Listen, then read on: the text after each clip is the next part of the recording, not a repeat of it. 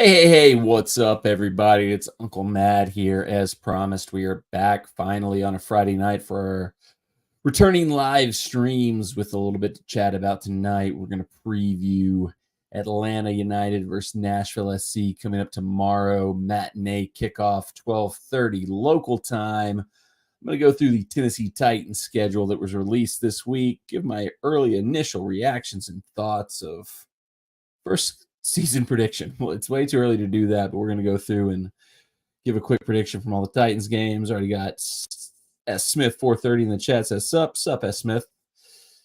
Also talk a little bit more about Gary Smith. Nothing is really. I'll just jump right in right there with the Gary Smith stuff. He was relieved of his duties by Nashville SC Thursday morning. Did a quick live instant reaction video from that one. Talked about, some of the candidates, who the potential people were, what my thoughts were on the situation. Thought we might have some more development, some more to talk about on that front by now. But nothing's really come out. Nothing has emerged in terms of who candidates might be, what more reasoning or logic behind the firing was going to be. It's kind of business as usual. Although we mentioned this on the live chat on yesterday afternoon, that I think Valère, one of our key guys here in covering the team, had reported that Mike Jacobs and I think Ian Ayre are scheduled to speak post-game tomorrow after the Atlanta match, which now that's confirmed, that leans more into my thinking process that the sacking of Gary Smith, the timing of it, is to do with the fact that I think they must have whatever they're doing next lined up, or at least potentially lined up, because, like I said, with the interim coach we put in place, the timing of firing Gary Smith, there's just a lot of tea leaves you can read into to make you think they know what they're doing. They know what the next step is in terms of who the next coach is going to be. And rather than start to distract from the game Saturday and kind of get into that in this kind of quick turnaround we had, let the team get through this period, let the interim coach run this first game, and then Saturday post-game press conference could potentially get some big news about what we're doing. I don't know. It's the tea leaves seem to be lining up. They must have something in mind, must have something planned going on there. Another comment here from S. Smith 430 says, I'm going to watch Nashville SC. They are on Fox. Yeah. Big opportunity for the boys in gold. We're on live. We've got the national broadcast this week, not hidden behind the paywall on Apple TV against Atlanta United. Talk a little bit more about that match here in a minute. I did have two names that weren't on the list that Chris Ivey posted on Broadway Sports Media, and these aren't ones I've come up with. I've seen other people suggest these that I've kind of dug into more, and I kind of like both of these. And I hate to admit it, but these are both FC Cincinnati assistants. I think, it pains us as Nashville SC fans to admit that FC Cincinnati has started to get some things right.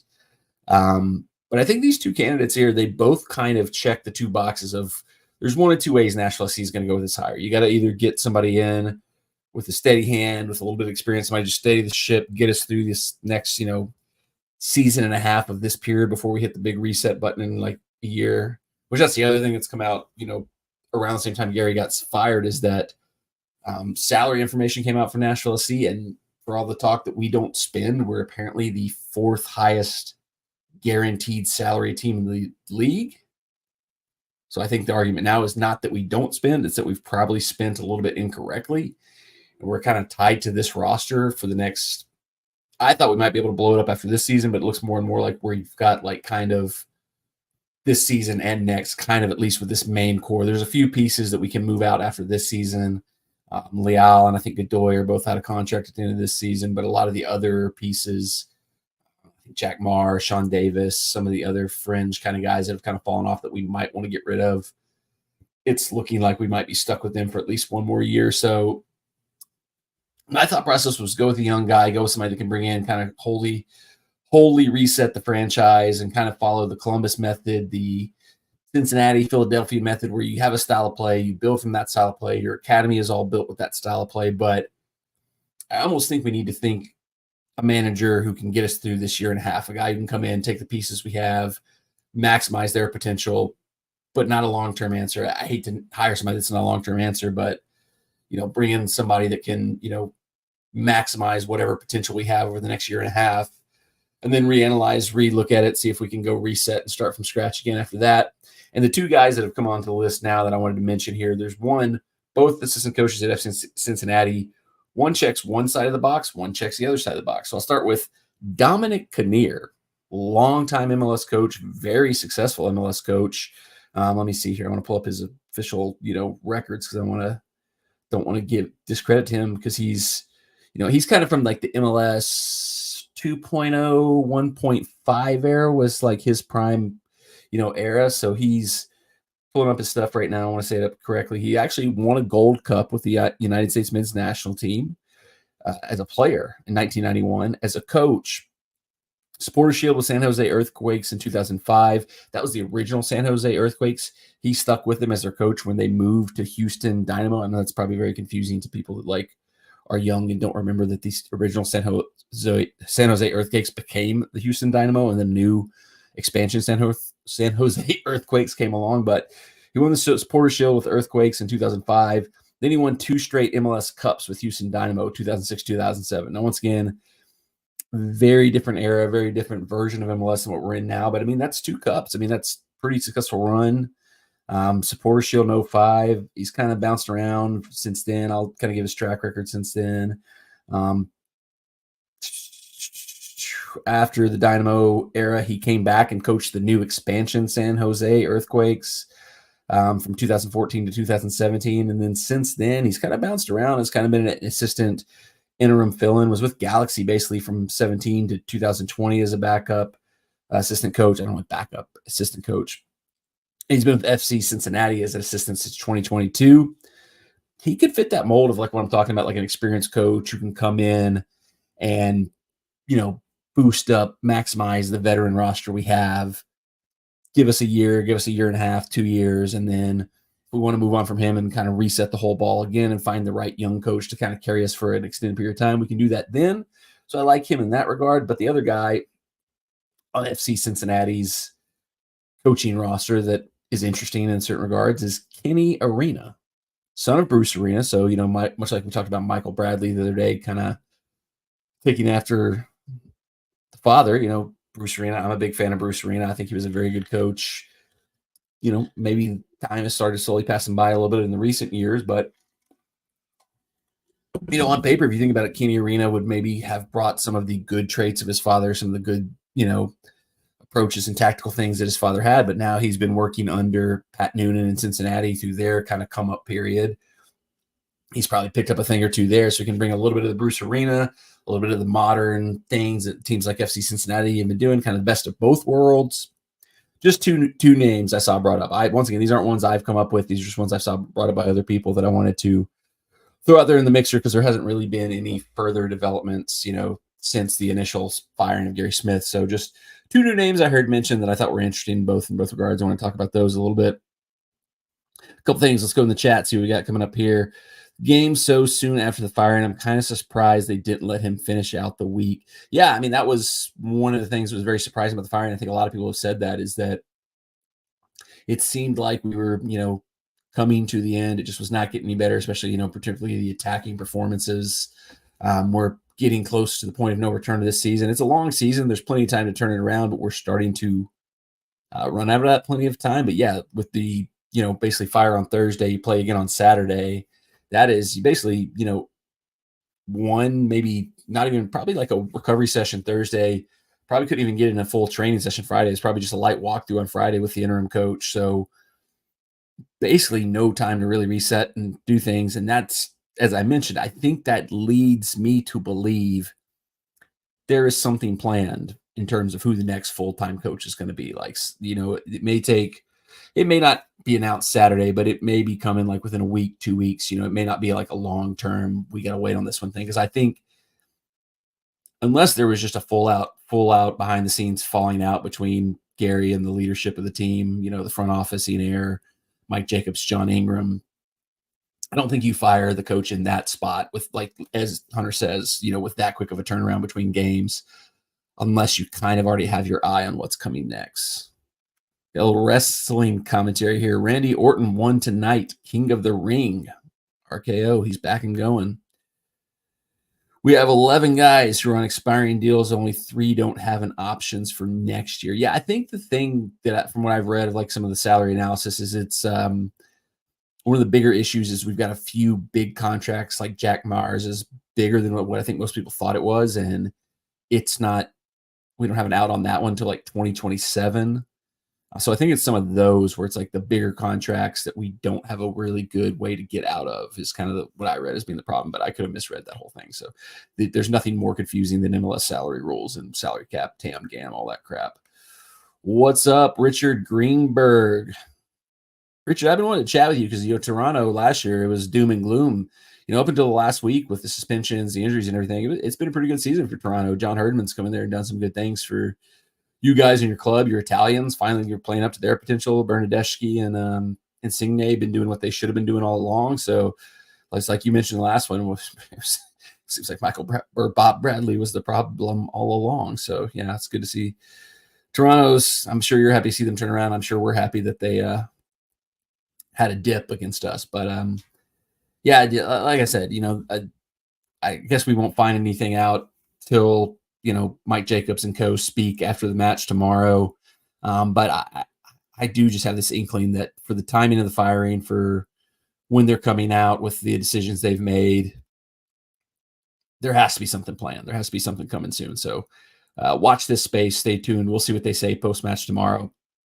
Unfortunately, I won't be at the match. I thought I was going to have a 2-vlog week this week, but dummy that I am, I double booked myself. I'm refereeing some of the Tennessee State Cup matches tomorrow, so I will be occupied. I think I had it set up to where I could go to the game, but I forgot the game was like a matinee 12:30 game, not like a nighttime game. So because my games are earlier in the day, so I could have probably made it if it was like a late 7:30 kickoff like we usually get. But dummy that I am, I didn't check and double check things. Hunter says, did you see Atlanta's hype video? I did not, but coming off what Charlotte did with the Paul Feinbaum thing, I got to check that out because I got to say, man, the sports teams across the board, we've seen we'll get into the Titans one here in a second, but we've seen all the teams with their schedule releases. There's a lot of teams that are doing really good work on social media today. Atlanta, like you put hype in parentheses, so I have a feeling maybe this one's not so good, but I'll have to check it out when the stream ends. Richard said, yeah, really impressed with the new coach. He's been his whole trajectory has been very, very interesting. Started as the Canadian women's national team coach, had really good success with them, moved into the Canadian men's national team, which is crazy. Like, I feel like you could not get away with that in America. Like, if a female coach, especially like a high-level one, like a national team coach, tried to jump over to the men's side, they would get canceled here in America. Like, people would just be nuts, be like, how dare you put the women less than the men? You can't jump over the women to the men, blah, blah, blah, blah, blah. Canada's, I know there's been a lot of issues with like the finances and the support and stuff like that. Like Jesse Marsh is the new Canadian men's national team, but because it's partially his contract is partially being financed by Toronto FC, Montreal, and Vancouver, he's like got some weird title as like MLS's Canadian men's national team coach or something like that. Like it's a bummer because like it's cool to see them come up and be so good now, but also there's still the little shenanigans of the finances and stuff like that. And yeah, Richard says, I'm excited to see Jesse Marsh taking over the national team. I mean, from a banter perspective, it is the best possible hire Canada could have made because he's got a good track record. I mean, like, you could argue, I wonder if he wasn't American, if Leeds would have fired him because he was still like, they were like upper part of the low part of the table, like 15th, 16th when they fired him. It wasn't like they were in the relegation zone. They were just on a bad stretch. And I kind of wonder if he was like one of those old stodgy British managers that just constantly get new jobs, if he would have given it a little more grace. But because he was American, Jesse Marsh, everybody over there always makes the joke of American coaches. Oh, it must be Ted Lasso. I wonder if that hurt him because, Leeds went off a cliff. They've gone back down, but they look like they might be coming back up now. They're in the playoffs. So I don't know. It's going to be very interesting because he's been very critical of Greg, our coach, Berhalter, because I think Jesse probably wanted the U.S. job and probably was a little bit butthurt that U.S. went back to Greg Berhalter. So the head-to-head there, the banter there, it's going to be very, very fun to watch starting this summer with Copa America and moving into, World Cup potentially next year. So it's a shame that we don't really have any major competition with Canada over next year because we're not going to be a part of World Cup qualifying and stuff. So it'd be a fun time to have some really heated head-to-head matchups with Canada. That's for sure. But looking at the Atlanta match tomorrow, 12:30, as was mentioned earlier, it's going to be on Fox. Anybody can watch this one. It's not going to be behind the paywall of Apple TV. It's another one. And somebody mentioned this, it might have been Hunter in the chat yesterday, that Atlanta on paper with their form, it's a winnable game at home. If you've given up on Gary Smith, maybe it's time to get somebody else in to spark the team and make sure you can get 3 points there. It came out today, I believe, that their top 2 attacking players, Thiago Almada and the Greek guy whose name, Giamakis, I believe, GG, their striker who's been on fire this season, they're both out injured. So they're on a really bad run of form. Their coach is on the hot seat as much as anybody was before Gary Smith. And now their top 2 attacking players are out for this match. It's a very winnable game for Nashville SC. Do they get the new coach bounce from the new guy coming in? And, we don't know much about this guy. He's a player development coach. He's sort of been on a quick rise in his coaching career from what I've read about him, So, I mean, he could, I don't think he's a long-term answer, but you never know. He could be a diamond in the rough dude who sparks the lads, gets a little bit of inspiration going, fires them up. I don't know. We'll see what happens. It's going to be very interesting to see, for the first time ever, a Nashville SC team led by somebody other than Gary Smith tomorrow. I'll watch it on delay. I'll try to avoid spoilers as best I can because I'll be at, the State Cup reffing for most of the day. And when I get home tomorrow night, like 7, 8 o'clock, I'll put it on the replay and try to watch it fresh if I can. It's always a challenge to get through the day without seeing spoilers, especially when you're at it's a lot more difficult to avoid spoilers for soccer events when you're at a soccer event. So there's been times where I've not been able to watch a Titans game because I've been at a soccer tournament or something like that. And you don't hear as much, Titans talk, but like when you're at a soccer tournament, especially local soccer tournament for Nashville SC, somebody at some point in the day is going to go, "Oh, did you see the Nashville SC score? They blah, blah, blah, blah, blah." And I'm going to have to go like, no, and try to avoid it. Because I like to, anytime I can, watch the games recorded. I don't like missing games. I like to always watch my teams play because I want to be up to date. I want to see the latest. I want to see how they're playing, see how they're doing. And it's so unbearably painful to watch a game if you know what the result is, especially if it's a bad result. Like if I find out Nashville SC won the game 5-0, I'll probably watch it anyway. But if I found out they lose 3-0, it's gonna be like the one thing I had planned to do tomorrow night's gonna be out the window. So we'll see. It's a good opportunity for Nashville SC, like I said, with the injuries and stuff like that. I did see, I can't remember if somebody mentioned in this chat or if I've seen it on a podcast or something else, that one of the other possible reasons for Gary Smith's firing was to get ahead of the pack in terms of being the first team to be able to go after a replacement manager. Because I was on Club and Country. I think they mentioned at this point in time last year in MLS, there had already been something crazy like 7 managers fired. That seems like a lot, but it was, I think they said there'd already been 7 managers fired by this point in the season last year. And Gary Smith's the first one to go down this year. So we're getting right up there first in line in terms of who's going to be able to go after potential top candidates that are out there on the market right now. I mentioned Pineda. I know he's on the hot seat for Atlanta. Phil Neville, shock of all shocks, he's already on the hot seat in Portland. So there's 2-3 teams around the league that could be on the verge of also firing their coach. So there might have been a little of motivation by Nashville SC to say, hey, we got to get out there. We got to get somebody that we need now. Let's be the first one and not miss out on a guy that we potentially want if Atlanta fires their coach and goes and gets our guy first or something like that. So that's another factor that could be into it. But should be an interesting match. Looking forward to watching to it. Hopefully does not get spoiled, but I'll be at a soccer event. So the odds of people not discussing the local soccer team are probably not very good. All right. So like I said, not much else to chat about on this one, just because we did so much yesterday talking through all the Gary Smith stuff on the breaking news emergency podcast, and nothing really news comes since then. So only other thing I wanted to really go through today. Oh, there was one other Nashville SC related thing. It's popped in my head.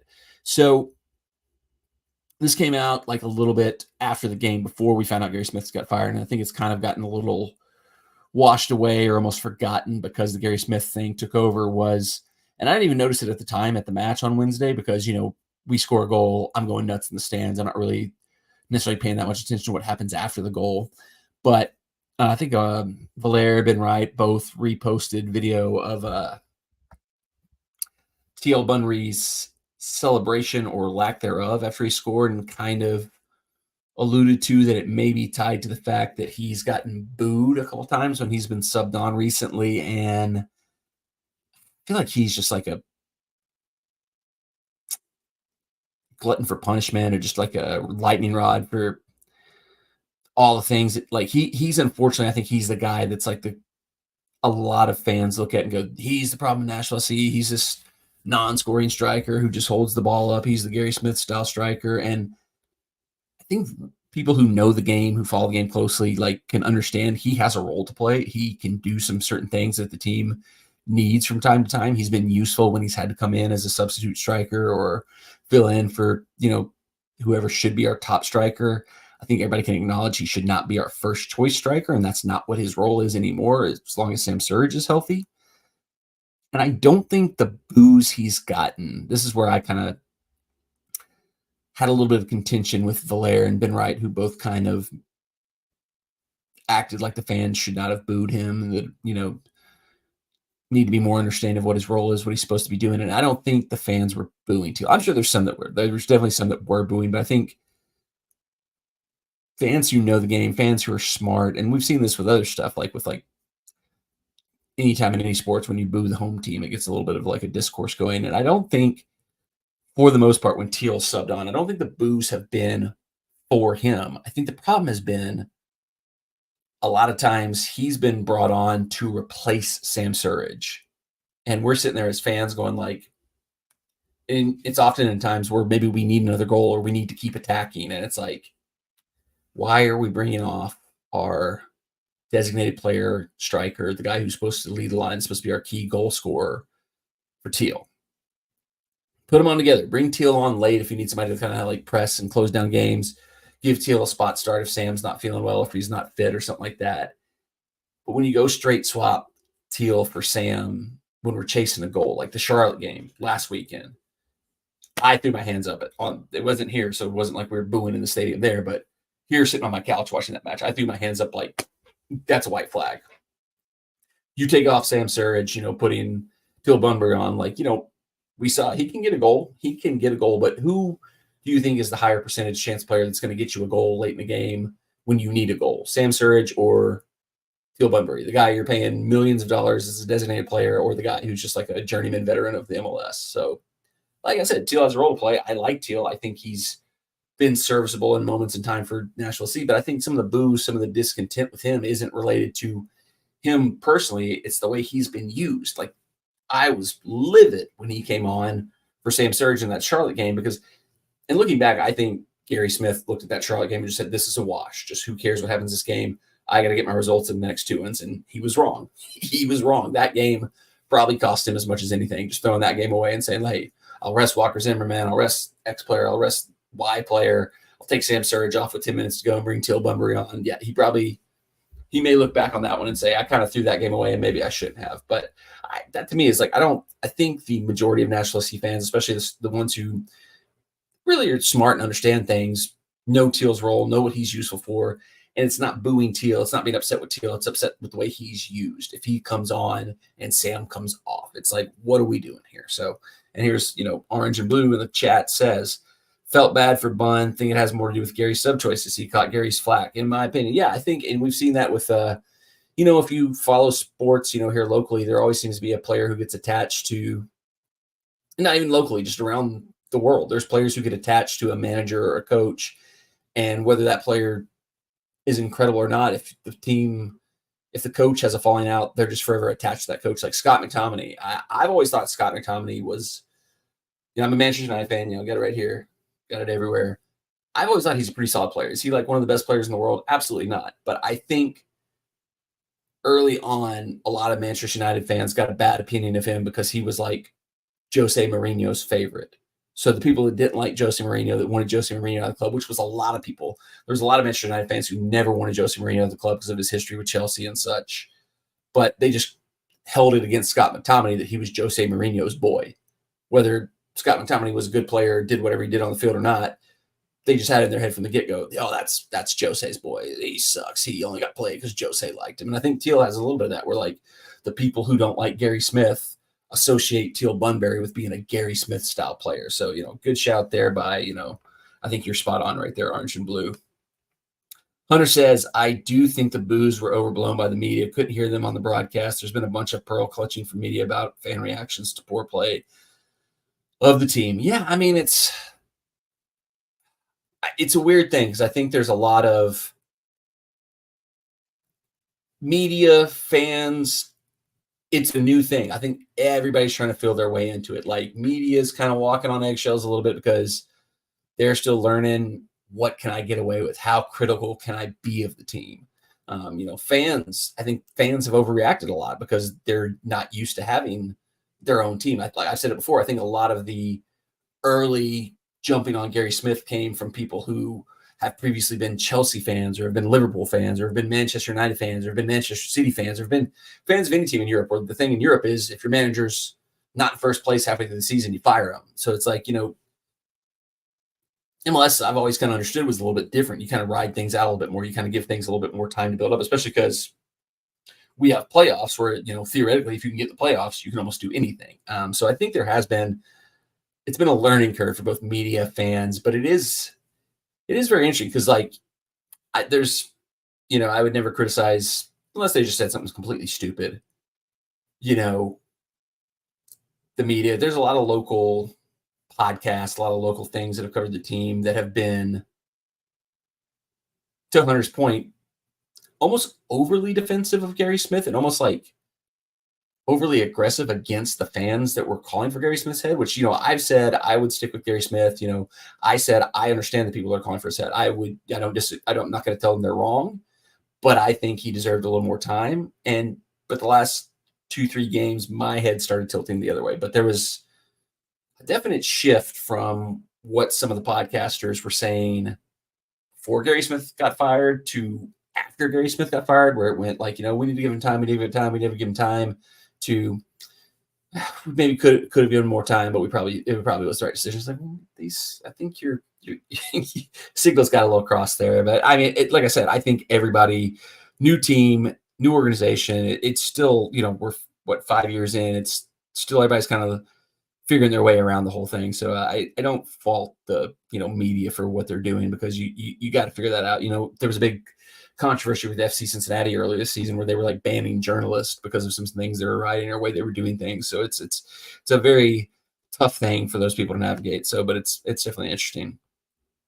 Orange and Blue back in. The bigger story nobody talks about from Wednesday's game was dysfunction with players on the field. Godoy, Anunga, Yearwood, and Wheel just looked frustrated at each other at points of the game. Yeah, I mean, there's some of that, and I'm sure when you're thinking a game should be easy, it's going to be elevated. But I mean, like, it's one thing I've always thought is funny. Like, I see it a lot reffing, is that it's become more and more a thing. I think players at the lower levels are seeing the professionals like turn around and yell at each other. Like, we've seen, how often in a professional match do you see a team gets a shot on goal and the goalkeeper gets up and screams at his whole defense, like just so pissed off that the defense would have allowed a player to take a shot. Like, that's not something that happens in soccer matches. So I do think it's become more of a, like, I was like, I've coached before, and if I was still coaching, and when I was coaching, that was something I was like very heavy on my players about, was like, hey, y'all don't yell at each other. If anybody needs to be yelled at, the coaches will take care of it. We'll yell at anybody if they mess up.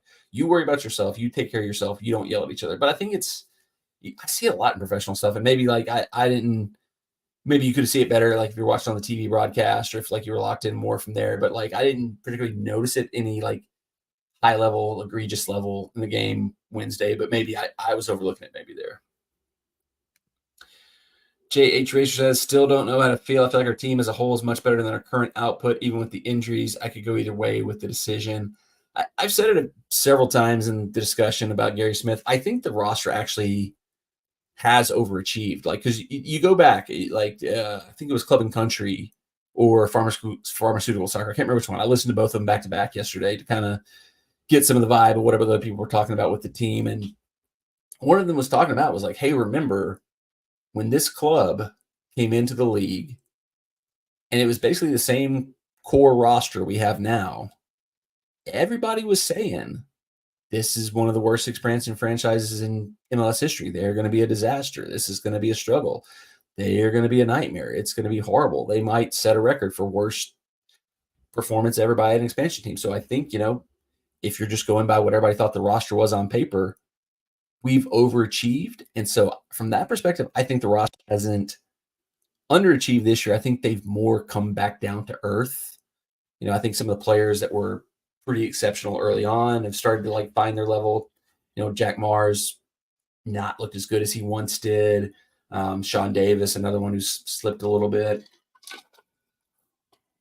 Even Schaffenberg. I love Jiggle Schaffenberg. He's one of my favorite players on the team, but whether it's been Gary's coaching or whether it's been something teams have figured out about him, the last month or so, he's been very one-dimensional of just try to beat a guy with speed and whipping across a hopeful cross, not even a really well-targeted cross. So there's been a lot of players, and like I said, with some cases it could be coaching, it could be the coaches not getting more out of them.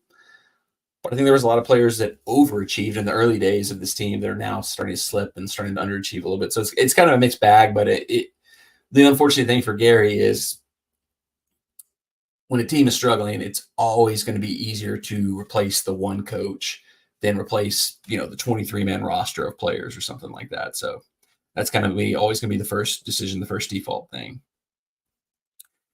Hunter says, yeah, I saw some yelling at Anunga, I think, while going towards the tunnel at half. Whether it was out of frustration or just to be heard, I don't know, but tensions were high in the team. Especially first half. I can understand that first half because that was where I was if you go back and watch my game day vlog, that was where I was starting to say at halftime, I've been supportive of Gary. I've not, been able to go all the way to Gary out like a lot of people had, but halftime when we had no shots on goal against that depleted Toronto team, that was the first time where I was really yikes, this is trouble. So first half especially, I can understand why the players would have been frustrated there, but yeah.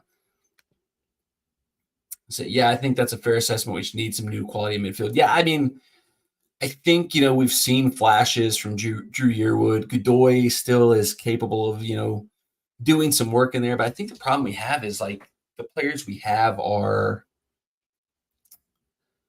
solid but not spectacular. Godoy's decent. And they're also we have, if you're going by the numerical system of midfielders, we've got a lot of number 8s, but we don't have a real 6. We don't have that real true holding midfielder, which I think has been part of the issues with the defense. And the 8s we have are good, but not great at kind of being ball progressors. We've seen Drew Yearwood hit a couple good balls. Godoy is always good at recycling play, and every once in a while he'll hit a really good pass. But I mean, they're not and he couldn't have done it consistently. I've said this a million times at this point, but there's nobody who can do what Dax could do on his best day, where he could just constantly be finding balls, constantly finding passes, constantly breaking lines. There's nobody in midfield who can consistently do that the way Dax could. And at his age, his level, his legs being gone, he wasn't going to be able to continue to do that at a starting pace, but don't really have anybody else in the team who can do that and didn't really properly replace him. So, I mean, that's been a big issue going forward. Overachieved. Expansion is rough. Look at ATX. Gary got it going. Time to step forward. Next chapter. Mid is what it is, but change is needed. Team has been stuck since LC last year. Yeah, completely agree. When TFC fired Rob Bradley last season, everything got much worse. Hope you are able to turn the season around. Yeah, I kind of wonder it can go one of two ways, and maybe that's why they fired Gary as early as they did. Is when Toronto fired Bob Bradley, you guys were I think the season was gone at that point in time, so it was hard to get probably the players to buy back in at all at any point in time. And until they brought in John Herdman as a full-time manager, it was probably really hard to get them to buy into an interim manager. That's why I'm hopeful that Nashville C has a plan, that we're not going to ride out an interim manager for 2-3 months, whatever we have. Hopefully we get somebody in quickly who can really set the tone and really get the team going, because if we're going to ride an interim for a while, you can definitely see players starting to check out more than maybe they already had. Second oldest roster in the league right now, and a lot is in our midfield. Wouldn't put it past Mike, maybe a trade Walker to open up a DP spot for a midfielder. I don't see that, just because unfortunately, through his injury, I think we've seen how important Walker still is. we made the McKenzie Gaines trade. We added the couple international roster spots and a little more Tam and Gam. I think that's what we're looking at, is to try to use that to bring in a high-level non-DP player, like someone about the pay level, about the rate of what Randall Leal is, if he was ever freaking available, ever able to play. Whether that's, a player coming over from Europe in the summer, a player coming from, South America in the summer, a player coming from within the league in the summer. I think we're going to ride out these designated players down right now, because the thing is about the Walker thing, when they put out the salary numbers, it's hard to see, he's really solid, really good, still doing really well. But I don't know that there's a team that's going to trade for him at his salary and have to give up one of their designated player spots. Somebody mentioned in the chat the other day, there's not very many designated player center backs in the league. So I don't know that it'd be nice if you could find a way to, because I think even in the offseason, people were talking about maybe could we buy Walker's contract down and make it a non-DP spot? But I think now that the salaries come out, we've seen it's too high to be able to do that. But that also makes it very difficult to trade him. So I don't see that one happening. I think it's more of a high-level Gam Tam player that we're going to make. But I don't think, once again, Mike, you can, fault the decisions. I don't think he's always made the best roster decisions. I think he's made some very good ones. I think there's been some misses. But he always seems to try to be planning ahead, trying to be thinking ahead. Like I mentioned, Shaq Moore, we kind of knew that one was coming for a while. Sam Surridge, we knew that one was coming for a while. Even Akai Loba, it did not work at all, but we knew for about 6 months that Nashville SC was working to get him in. And I think there's, making the move with McKenzie Gaines, opening up the Tam, the Gam. Hate saying that over and over again. And the international spots, I think they've got a target. I think they've got an idea. We don't know that name yet like we have in the past, but that felt like moves that Mike was doing with an eye for making a move in that area in the summer, not a designated player move, but something like that. I think the more, and I hate for this to happen, but I think if there was going to be a designated player spot that would come open, it would be more likely to be Hani Mukhtar going to Qatar or Saudi Arabia or something like that. So, which we don't want to see that. He hasn't, his form's dipped a little bit, but I don't think anybody wants to see that from Nashville SC. So I would say, I'd say we'd stick with that. When does summer transfer window open for MLS? I could be wrong about this. I don't have this date official, but I believe it kind of mimics the European transfer window where it's July 1st, if I'm not mistaken. I'm almost positive, unless it's June 1st. It's either June 1st or July 1st. I can't remember which one it is, but I think I think that's the one time where we're fully synced up with Europe, where we open our window at the same time they do, but I could be completely wrong about that, but we'll see what happens. But anyway, if anybody else comes in with the chat, we'll jump back into the Nashville SC stuff. But I just other thing I wanted to hit on today was the Titans schedule came out, and this is going to be completely flawed, completely crazy. But I thought, let's run through it. Let's give a quick prediction game by game. What might happen this season for the Tennessee Titans? Week 1, regular season, we go to Chicago. I was very bummed to see this be the week 1 game because me and my buddy Kyle, who's been in a lot of the Titans videos, some of the draft preview stuff that we do here, we talked about trying to do a road trip game this year, and Chicago was one I had on my list because I've been to Chicago. I really like Chicago. I thought it would be a fun trip to go to, especially if it was early-ish in the season. But week 1, it's going to be almost impossible to go to that game because it's going to be Caleb Williams' debut game, season opener. Ticket prices, I think cheapest tickets right now, looking at them, are $350 for nosebleeds. So putting that one in that spot's kind of a bad spot. So would have liked to have gone to that one, but it's probably going to be possible because that ticket's going to be too expensive at that point in time. But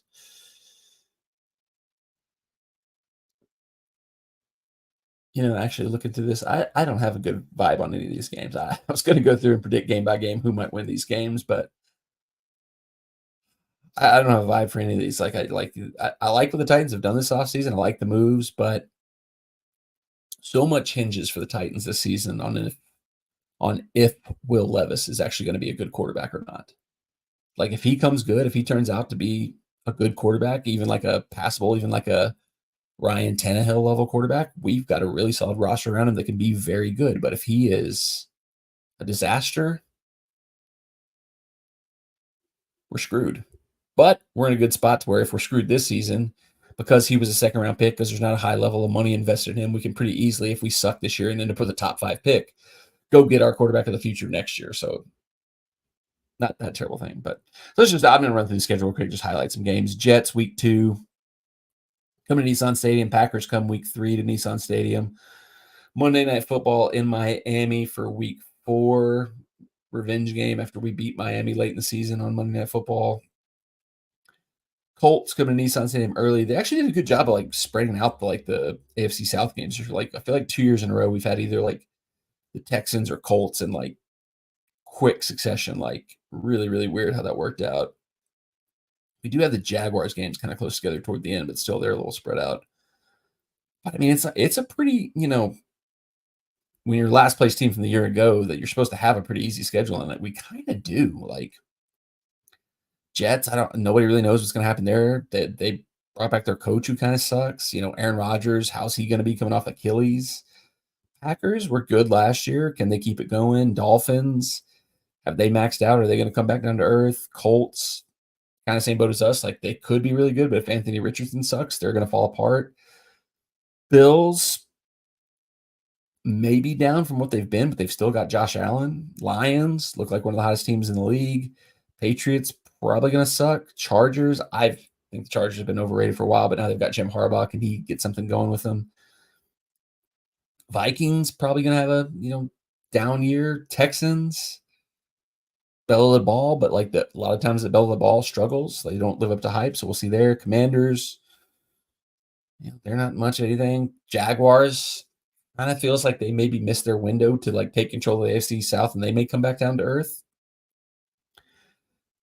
Bengals, they got Joe Burrow. If he's healthy, that's going to be a tough game. Colts, we already talked about that. Jaguars, Texans. So I think it is good scheduling here, looking at the way they line this up to where we finish with 3 straight AFC South games. So, if it's a competitive division, if everybody's in the mix, the last 3 weeks of the season could be very, very crucial because we've got at Indianapolis week 16, at Jacksonville week 17, and then the last game of the regular season, Texans come to Nissan Stadium. So I don't know. I have tempered my expectations. I'm semi-hyped. This is funny. A buddy of mine just texted me. Okay. A buddy of mine just texted me, Hunter, you'll like this. He just texted me like unprovoked. I don't think he's watching the live stream right now. I think he just texted me the Atlanta United hype video. So I'm going to watch this live. I'm going to give everybody my live reaction to the Atlanta United hype video here. Leon Rhymes. Man, Eddie George here. This is CJ2K. This is Coach Tony Vitello. This is Albert Hainsworth. Jason Zucker here. This is Kevin Dyson, former Tennessee Titan. Hey, bro, it's Garrett LaVox. It's Sam Palladio from the show Nashville here. I heard you come to Nashville for a big game this weekend. I'm in Nashville. I hear you're in Nashville. I'm just dropping by to wish you all the best in Music City this weekend. Red, black, and gold, man. That's what I'm hearing. They're your colors. So rep them proudly. You're going to go. You're going to kick some butt. Listen, just want you to know that you have all of Nashville behind you. Just wanted to say good luck this weekend in Nashville. Go conquer and win. You'll be bringing a win back home. Best of luck for the game. Let's go.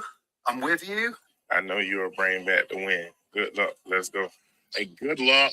I know you're going to go out there and bring back the win. So kick some butt and good luck. Let's go 5 stripes. Let's go conquer and win this thing. Go 5 stripes. You got this thing, amen. Go get the victory. Take care, ATL. You got all of Nashville behind you. Go 5 stripes. Okay, so first of all, clearly what they did there was they just paid for cameos. So they paid to get this stupid video made. And 99.9% of the people in the cameo aren't actually Nashvillians. So, and I guarantee you, they all thought they were like hyping up some little like club team that was coming up to Nashville for a tournament or something. Like they're like, oh, this is probably a bunch of like U12 little kids coming up. So that's embarrassing for Atlanta United. It's kind of embarrassing for MLS that like none of these people have the self-awareness to know what an MLS team was, because they definitely, the way they're talking, like, we support you, we've got everything behind you, it's definitely like you're talking to a bunch of little kids. So think you kind of embarrassed MLS on that one, Atlanta United, by like highlighting that these celebrities have no idea what our clubs are. So shout out to my buddy for sending that to me. That was cringe. All right, let's catch up on some chat stuff here. We got some reactions coming in from Hunter. I think the Titans are going to live or die by their O-line play. Levis showed some good stuff last year behind that O-line, and we strengthened the wide receiver room. Yeah, I mean, that O-line quarterback, if Levis continues to progress and the O-line can hold up better than, I mean, I said this last year. I was like, the O-line can't be worse than they were in 2022, and then they were. So, I mean, hopefully. Back of the napkin math, they spent somewhere around 1.2K to get hit with a hey, bro. Yeah, that's good. No music, poorly done lines, repeating the same things over and again. Well, if you've ever ordered a Cameo, like, me and my buddy, not the buddy who sent this to me, but we've started a tradition where every year we find some. Feels mean to say washed up pro wrestler, but we've used the Sandman, we've used the Godfather, we've used James Storm. We every year for each of our birthdays, one of us will buy the other one a Cameo from a professional wrestler. And basically on Cameo, you kind of put in, it asks you for like, what are a few key facts about this person? What do they celebrate? And what blah, blah, blah, blah, blah. So like the conquer and win, they probably put that in. They probably put in like mention the 5 stripes, blah, blah, blah, blah. They probably didn't put in there, hey, this is an MLS professional soccer game between Nashville SC and Atlanta United, which is why I think most of those people doing those cameos thought they were like hyping up some like group of 12-year-olds to go play a big game in Nashville or something like that. But yeah. And once again, Jason Sucker, who's been here like all of 3 months, and like Tony Vitello, he's at UT. He has no ties to Nashville. I know everybody thinks, oh, I'm from Nashville. I got to be a University of Tennessee fan. That's Knoxville, bro. We're Vandy fans here in Nashville. Tony Vitello, he ain't a Nashvilleian. Get him out of there. Albert Hainsworth played for the Titans for a cup of coffee. I mean, like Eddie George, Leanne Rhymes. Those are probably the only 2 where I'm like, yeah, that's a Nashville person. Chris Johnson, even like, he looked like he was walking through an airport, probably somewhere in Florida or something like that, on a way to do a contract signing, or not contract, autograph signing somewhere. The idea was clever. I will give them credit. It was a clever idea, but I think it came off cringe and makes the MLS look bad, because I think all of those people clearly did not know they were sending a hype video to a professional team. So, oh boy, that was something else. All right, we're going to wrap this one up. Another live stream in the books. Thanks for everybody who jumped in the chat. Thanks for everybody who watched. Even if you didn't jump in the chat, or if you're watching this on replay, thanks for watching on replay. A lot of stuff coming up. Like I said, unfortunately, I will not be at the Atlanta game tomorrow, but I'll be back for the next home match, whenever that might be. I don't know off the top of my head, but a lot of content coming on the channel. We're going to start picking things up, as you've seen the last week or so. We're getting into summer. There's more going on. There's more to do. Subscribe to the channel. Turn the bell on for notifications. Thanks as always. And as always, enjoy your bagels. Enjoy your life. Enjoy maybe watching some fun attacking soccer from Nashville. Let's see.